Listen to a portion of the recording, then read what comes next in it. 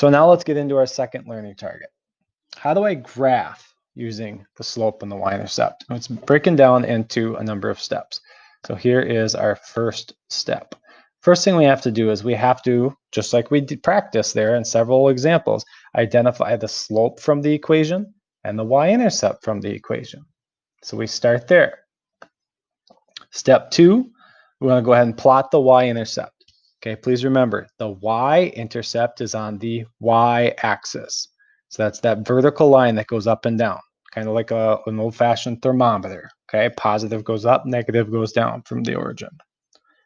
Then step 3, this is my favorite part. We use the slope to plot more points. Okay, and we can use it over and over and over again, depending on how big of graph space we have. Okay, we just use rise over run to plot more points. And then last, we just make sure we draw the line that goes through the points. All right, so feel free to pause that and copy down your 4 steps before we look at our last few examples on graphing. All right, and last we have some examples. So graph y equals 5/2 x minus 1. So the first thing we want to do is identify what is the value of the slope. So slope is m. And what is the value of the y-intercept, or b, in the equation.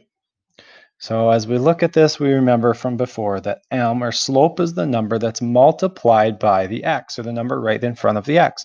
So that's the fraction 5/2. The y-intercept here is the value that's being added after that. So it's, because it has a -1, that's like plus a -1. So the y-intercept is actually -1. Remember that that is the ordered pair, 0, -1. So on my graph, I have my x-axis and I have my y-axis. And the steps that we just wrote down from our notes are to start by plotting the y-intercept on the y-axis. So I have to start on this line right here. Okay, it's an absolute requirement. You have to start on that line. You can't start anywhere else when you're graphing with this method. The very first point you should draw should be right on that vertical line. And we want to make sure that we're using the right value here. So -1. So on my y-axis, -1 is when I go down 1 space from the origin. I even like to label it. That's my starting point. Okay, that's my y-intercept. From there, I'm going to use the slope. Okay, the slope's not a point on the graph anywhere. The slope, think of it like it's the directions. It's how I get to all of the other points on this line. So I am going to rise 5 and run 2. Now think about it. These are positive values, right? +5, +2. If I am going to rise +5 from my y-intercept, positive rise, I have to go up. Okay, positive rise goes up. So I'm going to go up carefully, 5 spots. So 1, 2, 3, 4, and 5. Takes me to about there, but I don't want to make a point there yet because I also need to run +2. When I run, I either go left or right. Okay, left is if it's negative, right is if it's positive. So I'm supposed to run to the right 2 spots, and I want to draw my point, my next point, right there. And I did a rise of 5 and a run of 2. To get there. Now, that's only 2 points, and technically you can draw a line through any 2 points, but this is where you can plot more points very quickly. You just repeat that exact same process. You rise 5 and you run 2 more. So rise +5 means to go up, and you run to the right +2. And I plot another point right there. At this point, I can't make any other I can't plot any other points because I'm going to run out of space. I can't count up 5 more. I could go over 2, but I can't go up 5 as well. Maybe somewhere way up here. But what we can do is we can actually work backwards. So instead of having a rise of +5 over +2 for a run, we can think of this as being -5 over -2. Because remember, whether you divide to positive numbers or divide to negative numbers, the result is the same. It's a positive value.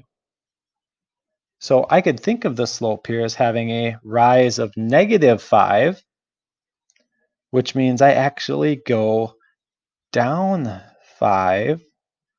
But if I do that, I have to make sure I'm using my run of -2, which means I then go to the left 2. Notice, if I do that, that's one of the points in my line. So I could keep doing that. Down 5, left 2. Down 5, left 2. And I think if I scroll down on my screen, I can get one more to fit. Down 5, left 2. All right, so now let me get rid of my arrows here.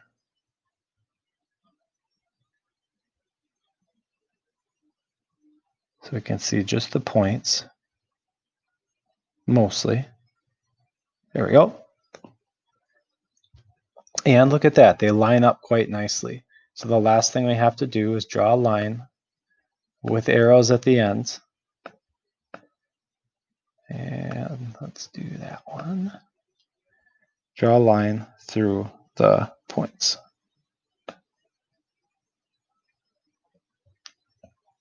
And there we have it. That line represents the equation y equals 5 halves x minus 1. All right, let's take a look at another one. Number 8, we have y equals 3 minus x. I want to start by actually rewriting this equation so it models more of my slope-intercept form.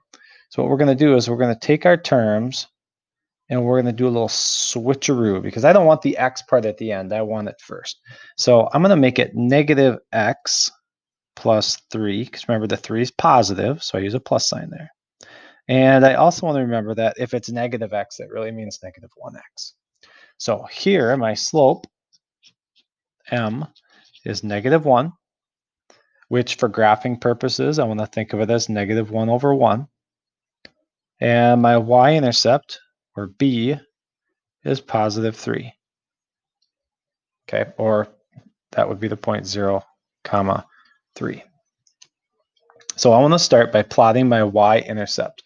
Remember, you have an x-axis and a y-axis. So I always have to start on the y-axis, and this time I want to go to positive 3. So let's see, positive numbers are up. 1, 2, 3. I'll label it as well. There's my y-intercept. That's one point that I know has to be on this line that I'm graphing. Now another point that ends up being right on the line is if I use the slope to plot the next point. So remember, it's rise over run. So rise is negative 1. Run is positive 1. Okay, so they're not both negative this time. When my rise is negative, think about that. Which way am I going to go? If my rise is negative, do I go up or do I go down? And hopefully you're realizing that, well, normally rise goes up. Like the sun rises in the morning, it goes up in the sky. But if it's a negative number, that means it's actually going down. So I want to go down 1. And because my run is a positive value, run means go left or right. But in this case, positive means I have to go to the right. So those are the two directions I have to go before I plot my next point. And I don't restart at the origin. I start at the y-intercept. That's why we have to plot that first. So I want to go, let's see, rise negative 1 means I go down 1 square, 1 space. And then I run positive 1 means I go to the right 1 space. Oh, simple enough, right? Down 1, right 1. Down 1, right 1. Look at how quickly we can plot all these data points that are on this line. And I'm going to go all the way till I'm out of space. There we go. If I want to do the opposite of that and kind of fill in the other half of the graph up here, I just reverse the directions. So I think of my rise as positive 1 and my run is negative 1 because it's the same overall value. Okay, if I divide those two numbers, a negative divided by positive or positive divided by negative, I just get negative 1 as an overall value. So this time I would go up because my rise is positive, but I would have to go to the left because my run is negative. So I go up 1 and back 1, up 1, left 1, up 1, left 1. And notice those points line up nicely with the other points that we drew. And this time I'm going to go ahead and just draw my line freehand. So sorry, it might not be very good, but arrows at the end to show the line goes on forever.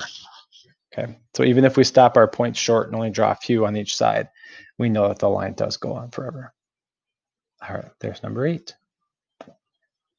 Number 9, y equals 6. Now, we had one kind of like this in our examples earlier. We just have to remember that we're finding the slope, which is the number in front of the x, and the y-intercept, which is the other number that's not multiplied by x. So in this equation, the 6 is the number that's not multiplied by x. Do you remember what the slope is? So hopefully you were reminded that if I want to make that x go away and just be gone, I can't multiply it by 1 because 1 times x is still x. I have to multiply it by 0. So in this case, my slope is 0, or 0 over 1 for graphing purposes, and my y-intercept is 6, which would be the point 0, 6. So for graphing, I have my x-axis and my y-axis. I always start on the y-axis, and my y-intercept is positive 6. So I go up to positive 6, and I plot my y-intercept. Not a bad idea to also label it. And then next I use my slope to plot more points. Now on this one, my rise is 0. So if I go a rise of 0, that means I don't go up or down at all. I can't go up, I can't go down, but I can run positive 1. So if I rise 0 and run 1, it's just going to go to the right. So basically it's building this flat line, this horizontal line right across here. It goes through the y-axis right at 6. So again, the equation y equals 6 is a horizontal line with 0 slopes. Remember that type of slope? There's positive, there's negative, there's 0 slope. And that's where we have a flat line. Like you're on the graphic, it was the guy walking along the top of the cliff, just walking on flat ground. All right, and our final example, number 10. This time we're graphing the equation x equals negative 2. This is also like one that we saw earlier with our examples, where we found out that if you can't write it as a y equals equation, that means our slope is undefined, and it will not have a y-intercept. So this one's a little bit harder to use that slope-intercept method of graphing because you can't. Instead, let's use a table of values to help us see what this would look like. Now, all we know about this equation is that x is negative 2. So we're going to go ahead and start by saying, all right, well, x has to be negative 2 all of the time. It can never vary. My equation says x equals negative 2. Right? It can't change. They're telling you what x is. They're not telling you at all what y is, so y could really be anything. The y value could be negative 5. The y value could be a positive number. So we'll just make up a couple, and let's see what happens when we plot these points. Now, plotting points is different than counting slope. Plotting points is you plot them as x, comma, y. So go in the x direction first, then go in the y direction. So for my first ordered pair, I see that I have x is negative 2, so I go to the left 2. And then my y coordinate is negative 5, so I go down 5 spots, and I make a point.